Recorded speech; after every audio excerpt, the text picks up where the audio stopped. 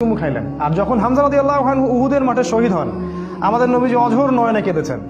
তার শাহাদাতের দৃশ্য যদি দেখতেন, আমরা যদি দেখতে পারতাম, তাকে বর্ষা নিক্ষেপ করে হত্যা করা হয়েছে, বর্ষাটা তার কলিজা ভেদ করে পিছন দিয়ে বের হয়ে গেছে চোরাগুপ্তা হামলা চালিয়ে, কারণ সামনে থেকে তাকে মারার ক্ষমতা ছিল না। আজকেও ইসলামকে সামন থেকে শেষ করা এত সহজ না, এই জন্য পিছন থেকে সবসময় চক্রান্ত করতে থাকে এরা, কিভাবে কোথায় কি লাগায় দেওয়া যাবে, কিভাবে কি করা যাবে। আর তার কলিজাটা হিন্দা ছিঁড়ে দাঁত দিয়ে কামড়ানোর চেষ্টা করেছিল।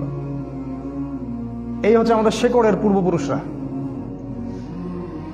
তাই এই ঘটনাটা উমর রাদিয়াল্লাহু আনহু দেখেছিলেন। ওই দিন এই ঘটনাটা উমর রাদিয়াল্লাহু আনহু দেখলেন এবং বাসায় গিয়ে তিনি চিন্তা করতে থাকলেন যে সব ফাসাদের মূল মনে হয় মুহাম্মদ।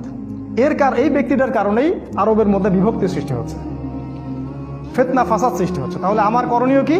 আমিও তো একটা গোত্রের নেতা, তিনি আদি গোত্রের নেতা ছিলেন। তো তিনি খোলা তরবারি হাতে চললেন, এবার তিনি নবীজিকে হত্যা করবেন। ওই যে ঘটনাটা জানেন আপনারা, পথিমধ্যে একজনের সাথে দেখা হলো, সে বলল যে নবীজিকে হত্যা করার আগে তুমি তোমার বোন আর ভগ্নিপতির বাসায় যাও, তারা তো ইসলাম কবুল করেছে। তিনি আসলেন, এসে দরজা যখন নক করলেন, দরজার আড়াল থেকে শুনতে পারলেন ভিতরে তিলাওয়াত হচ্ছে কিছু একটা, সূরা তাহা তিলাওয়াত হচ্ছিল। তাহা মা আনজালনা আলাইকাল কুরআন লিতাশকা ইল্লা তাযকিরাতাল লিমান ইয়াখশা তানজিলাম মিম্মান খালাকাল আরদা ওয়াস সামাওয়াতিল উলা আর রহমান আলাল আরশি ইসতাওয়া। তিনি দরজা খুলে ঢুকলেন এবং জিজ্ঞাসা করলেন, মা কুনতুম তাকরাউন, তোমরা কি পড়ছিলে?